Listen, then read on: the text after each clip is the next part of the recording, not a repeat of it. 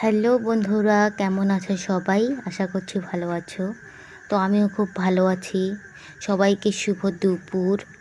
তো আজকে আমি রান্না করছি মাছের ঝোল, ঢেঁকি শাক ভাজা, চাটনি আর কচু শাক।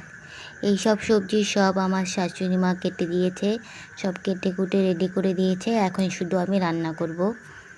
তো আজকে আমাদের দুপুরের মেনুতে এগুলোই হবে। তো শাক ভাজা তো আগেই হয়ে গেছে, এখন কচু শাকটা বানাচ্ছি ছোলা বুট দিয়ে।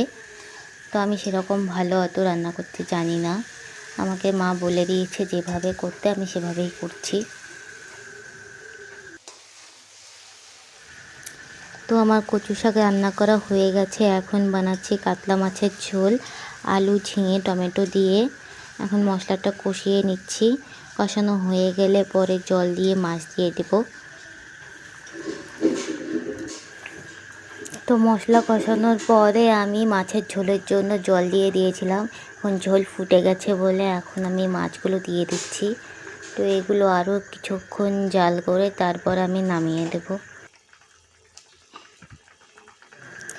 তো আমার রান্না কমপ্লিট, দেখতে এরকম হয়েছে, খেতে কীরকম হয়েছে জানি না। তো আমাদের দুপুরের মেনুতে আজকে এইসবই ছিল। তোমাদের দুপুরের মেনুতে কী কী হয়েছে কমেন্ট করে জানাবে। ভিডিওটি ভালো লাগলে অবশ্যই পাশে থাকবে। Tata, by.